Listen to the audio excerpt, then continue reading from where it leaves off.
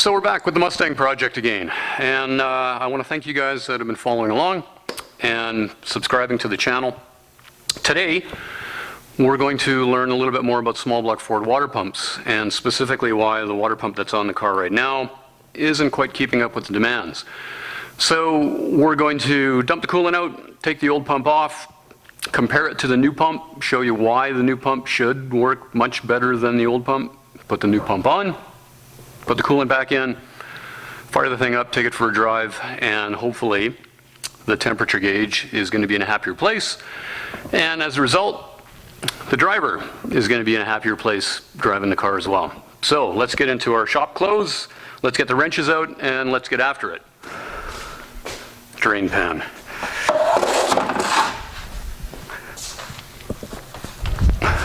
Rags, because you know how it's going to go.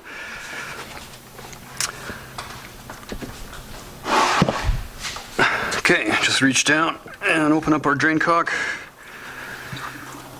and away we go. Pop the rad cap so we can get some air in there so it drains faster.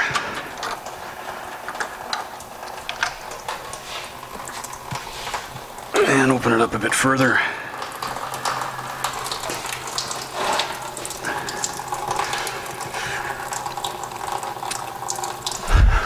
And now we wait. You've probably taken off a water pump before.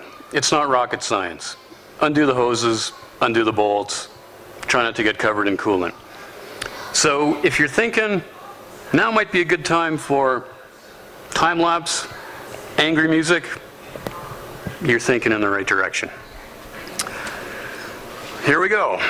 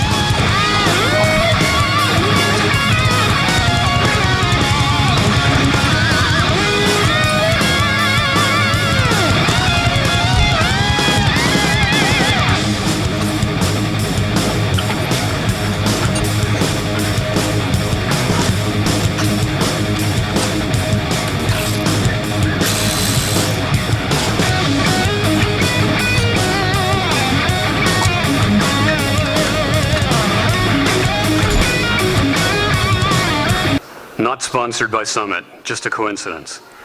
Not sponsored by Summit yet.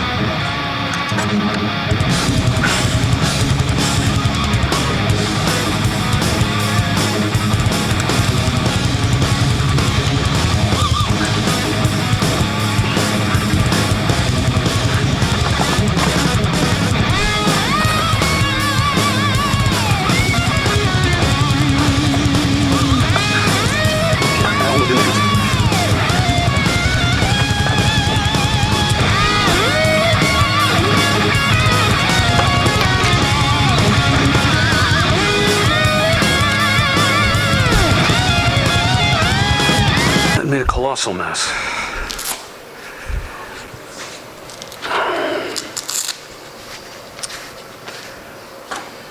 Okay, time to clean up the mess. All right, so we got the old pump off. We got the new pump here ready to go on. So I'm going to show you why this pump's bad and why this one is good. We need to take the back plate off, so we'll start with that.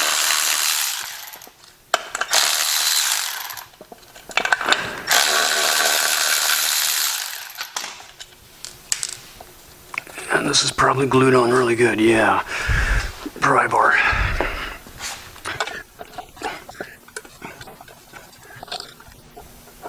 Glued on really good.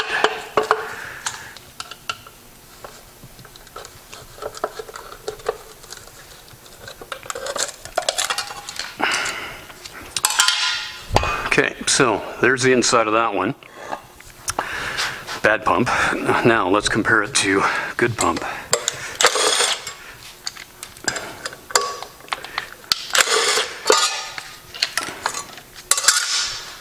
Okay, you'll notice that this one is just wide open, whereas the new pump actually has nice little passages.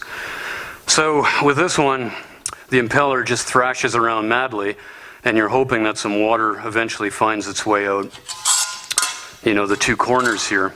With this one, the impeller is actually guiding water into these passages. So this one's going to be a lot more efficient, a lot less cavitation. It's not just thrashing water around, making bubbles and cavitating and hoping that you get some flow out the other end. This one's directing it. Now, the other thing that's important with small block Ford water pumps is which way is the water pump spinning. So if you've got an early car with a V-belt, then the water pump spins the same direction as the crankshaft this way. So you'll notice that that would actually be sucking water out of the engine instead of pumping it into the engine. With the later model, the serpentine belt goes around the crankshaft and then comes around the water pump the other way, so it spins the water pump in the opposite direction. Okay, so you got to make sure you've got the right water pump for the right direction that your engine is going to be spinning it. So I'm using an electric water pump drive, and I actually have to wire it backwards so the motor goes in the opposite direction because I've got reverse rotation pumps on this car. But the other thing that's important too, besides having the right water pump, is having the right timing cover, because the passages from here go through the timing cover and then into the block, and those passages also have direction on them too. So let me see if I can get the camera in the engine and show you that. So I couldn't really get the big camera in the tight engine compartment to show you this, but I've luckily got a bunch of other spare parts in stock so I can illustrate on this one.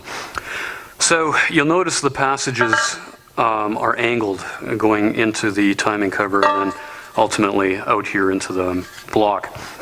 And if we take the back cover from this water pump, you'll see it fits quite nicely to this timing cover, but you'll also notice that these passages are kind of directed this way, assuming a water pump is turning this way, which would be a standard rotation because the engine rotates that way. So that pump has got a reverse rotation impeller on it, but I guess with the open body like that, you can use it for both standard rotation and reverse rotation by just changing the impeller.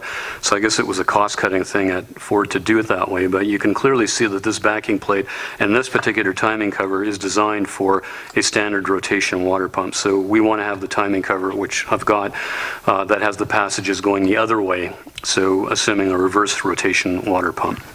Okay, so now that we understand that, we're going to put some sealant on this because I just never trust these gaskets by themselves dry, and I hate leaks. So we're going to goop that up and then slap it on the engine, put everything else back on, and then fill her up, and hopefully it doesn't leak. So let's see how that goes. Now, before we put this all together, we're just going to clean up some of the oil and grease that's on this thing. They oil these things so that they don't corrode. I mean, the aluminum's not going to corrode, but the steel backing plate might. So I can see this is pretty clean, but this backing plate has got slime all over it. So we want to make sure that we clean off any areas where we're going to put gasket sealant. so it sticks properly. And if you've never breathed brake clean, good for you. You probably still have all your original brain cells, unlike me. Okay, the backside I'll clean up after we get this whole thing reassembled again. So let's get out my goop. So Ford gray engine, ultra gray sealant, and one of my favorite tools ever, my little tube squeezy thing. And oh, this is not looking good. The cap was on it, but yeah, it's all dried out. Let's sharpened welding rod. Let's see if we can poke down to some. No, it's not nothing coming out of there. It's dry all the way down. All right, well, that kind of sucks because, oh, I can see what the problem is. The cap cracked. So I tightened it too tight and cracked it open. And that's how the air got in there and hardened the whole tube up. So that's it for today because it's late. All the parts stores are closed. So got to go get more of that tomorrow. And we'll pick this video up then. All right, so I just got back. It's the next day now. Had to go to 3 different places to find the gray RTV that I wanted, and I couldn't even find the good stuff. I couldn't find the Permatex, so I had to buy this JB Weld gray RTV, which I've never tried before, so we'll see how that goes. It's going to be a first experience. Not sure when I'm going to actually get this video uploaded, hopefully within the next couple days, but I have really no idea when you're actually watching this. It could be 2037 and you're watching this. So if it is, way back in 2020, we had this nasty virus that caused a global pandemic, and we're kind of in the middle of it right as I'm recording this. So as a result, it's not so easy to get the stuff that you want anymore, and for whatever reason, gray RTV seems to be hard to find.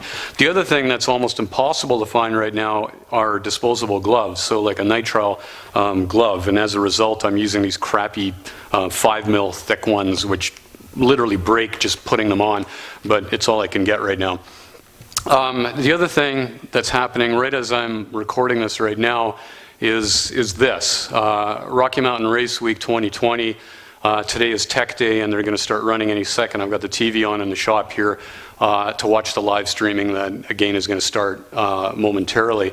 But I wanted to shout out to my friends down there that I'm missing, because as part of the global pandemic, to try and limit the spread of this virus, the public health authorities have reduced and limited travel. So the border between US and Canada, I'm in Canada, is closed right now, so I couldn't get there this year. So I'm missing all my friends down there.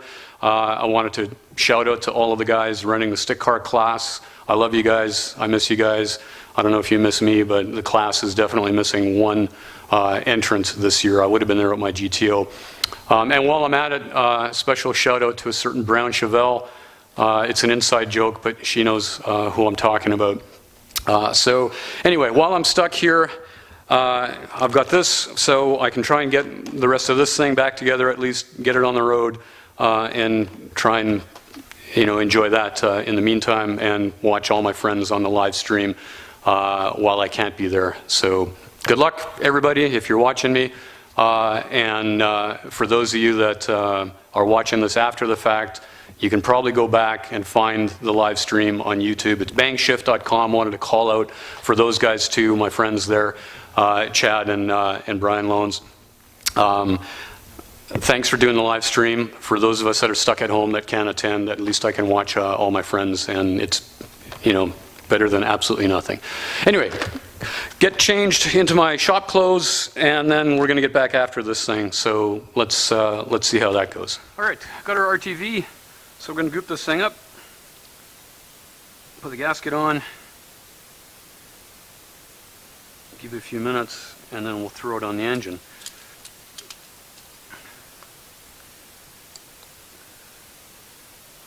Just a tiny little bead, just to help our gasket out a bit, because I just hate leaks. And we just need it around the outside, we don't need it around the inside, because if it leaks to the inside, it's not going to leave a puddle under the car, so I don't care.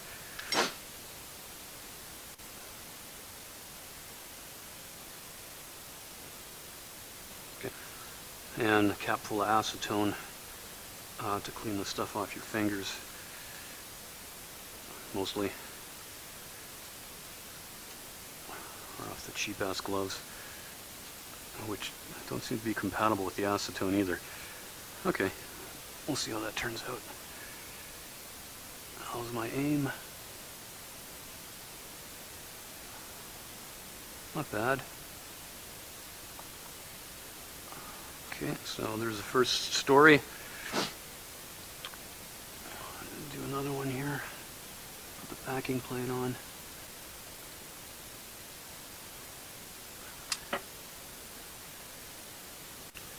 Okay, I just need a thin layer. Like that. Now, when I was talking about the water pumps and the directions, I didn't really even notice that this aftermarket one's got round holes on it. It doesn't have the slots on it. So this thing, I guess, is making an attempt to be universal for reverse rotation or standard rotation. But I'm a little bit concerned when you look at the size of the openings here versus those little round ones, that this thing might, well, we'll see, but it might be a little bit restrictive. So I was putting this water pump on because I was hoping that it was going to flow more water than the pump that was on there, and it better.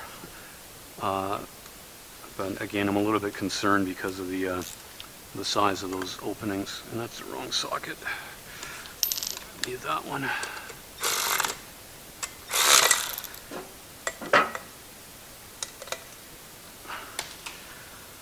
Okay, so that's first layer, and then we've got to do this gasket. So this one fits like that, and again, you can clearly see the different sizes of opening here, which has got me a little bit concerned. Now, the trace of this is kind of weird, so I think I'm actually going to swap up the gasket and then flip it over. And here I'm going to go all the way around, because I don't want this one to leak anywhere.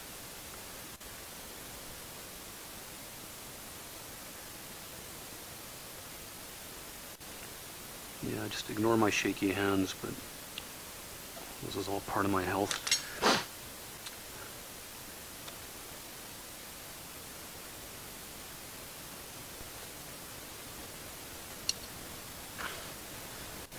Okay, so should be able to flip that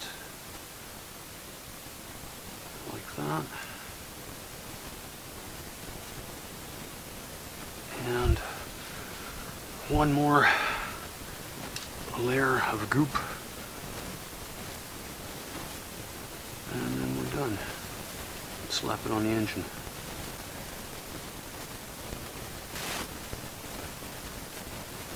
Actually, I don't even really need to goop this end of it, because I really just needed to goop those, but oh well. Did it anyway. And let's try not to put the cap on too tight so it doesn't crack like I did on that one. Okay, so let's give this a couple of seconds to skin over, and then we'll throw it on the engine. All right, got our water pump ready to go. So we'll line it up, get that hose started. What I did off camera that I didn't show you was that I'd greased that hose a bit, because if you don't grease them, it's a real bitch to try and get them off again. And I don't like that. So we'll get some bolts started here. Squeeze that hose out. Use some power tools. get our alternator mount. And these two bolts, which I should have cleaned up, but oh well. They're going in the engine. Nobody's going to see it.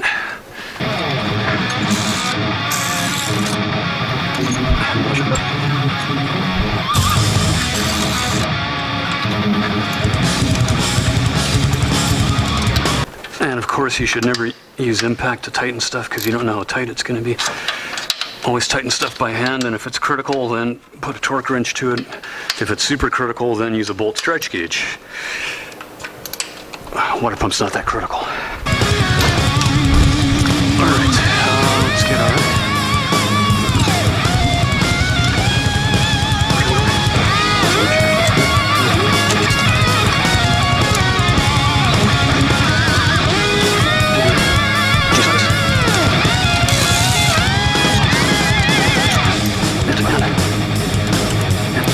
Okay, so I got to get the pulley for the water pump drive off the old water pump yet, so I'll pull that off, pop it on, get the belt on, get the alternator in, put the lower rat hose on,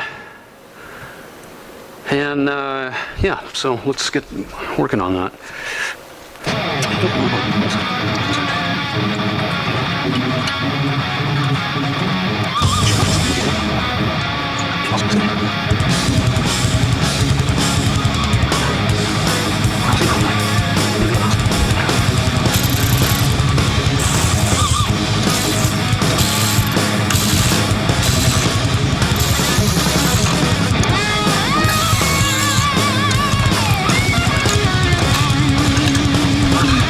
Belt that fell down somewhere, probably in the antifreeze.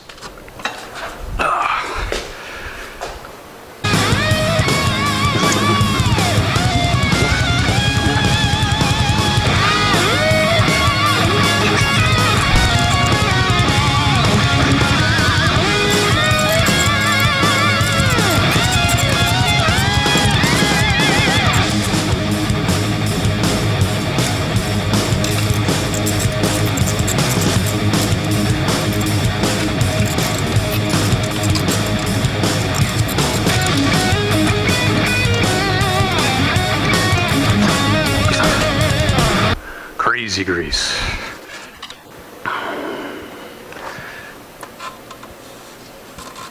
We're not going to go crazy on the amount of grease.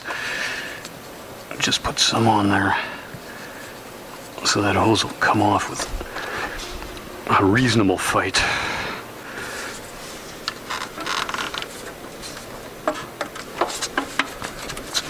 And yes, that is a factory original hose clamp, because that is a factory original 33-year-old rad hose.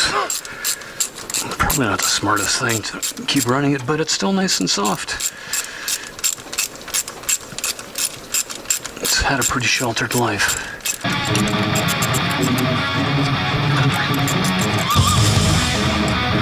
Okay, one alternator, and we're done.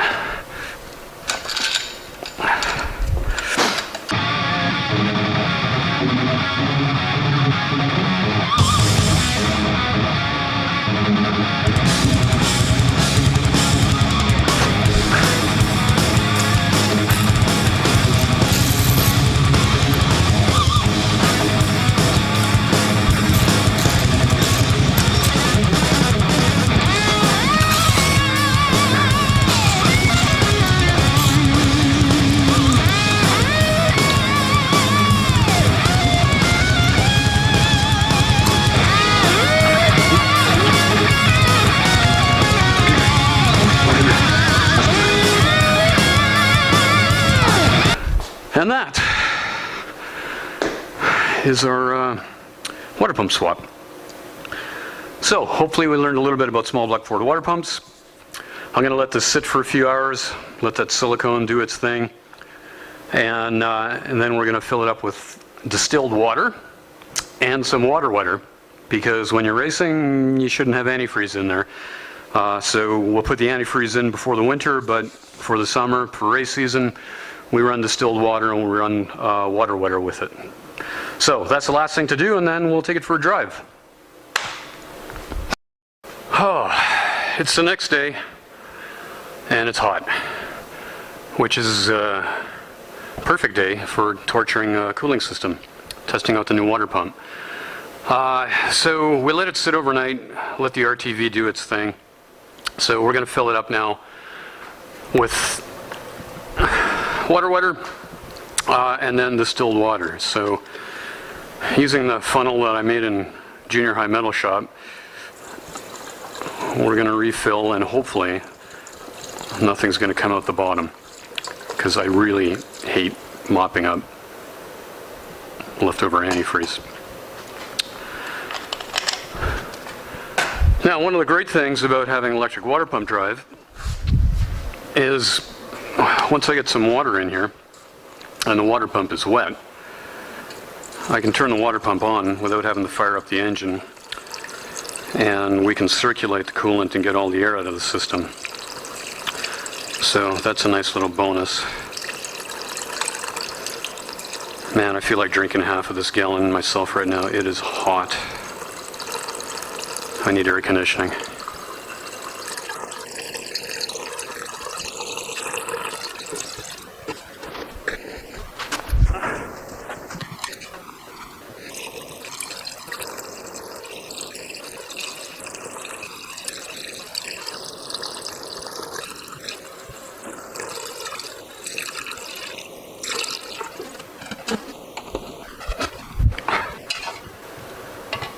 Okay, I can see the level. It's about an inch down, which is about perfect. So we'll hook up the battery, we'll fire up the water pump, and we'll see how much further it goes down once we circulate the whole system. But the good news is I don't hear any dripping, so far so good on the leaks.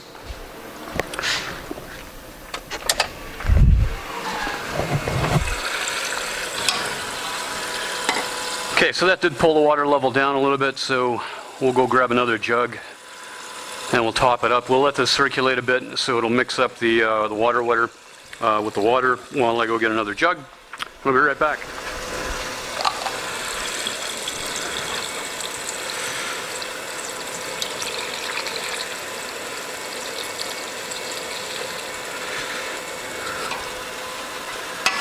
All right, so that's about perfect there. So it took 2 gallons in just a tiny little bit.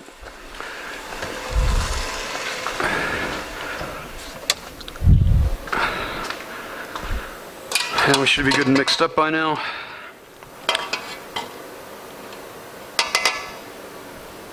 Looks good.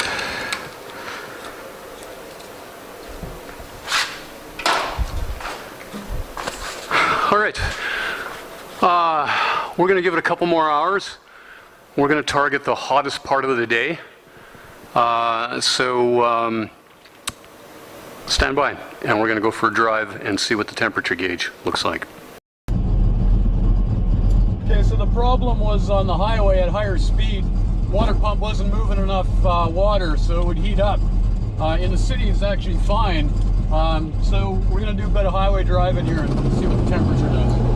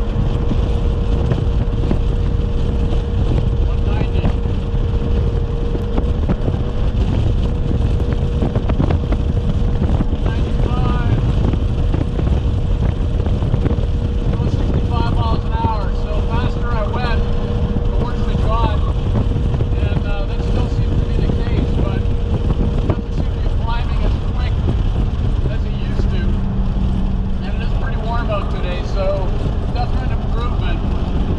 Not sure if it's going to be enough though. We'll see. Keep driving and see what it does. Keeps climbing or if it holds steady there.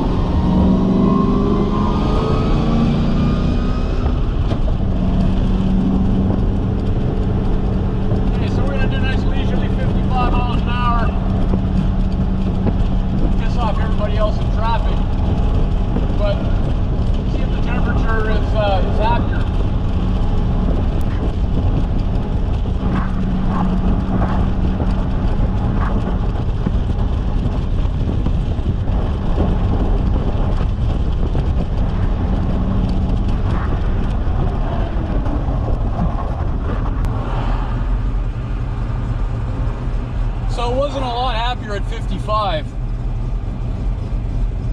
unfortunately.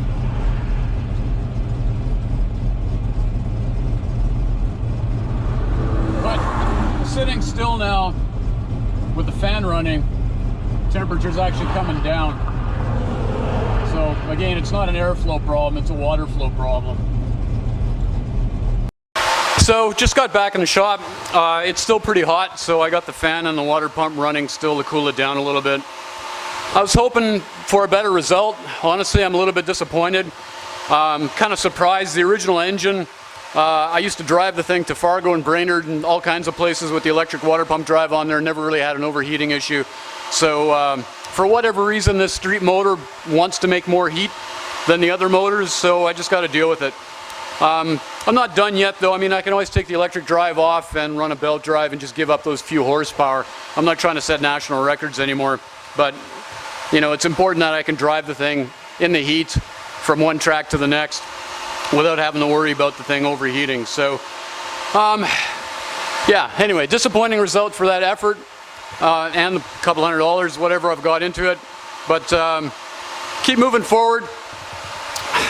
Like I say, maybe put the belt drive water pump back on there. We'll see. But in the meantime, thanks for watching. Thanks for following the channel. Comment, like, subscribe if you haven't already, share, and yeah, we'll get on to the next project.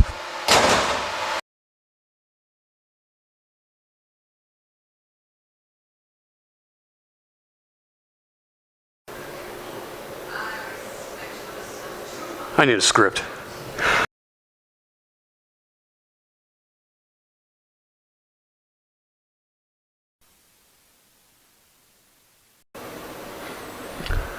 I need acting lessons.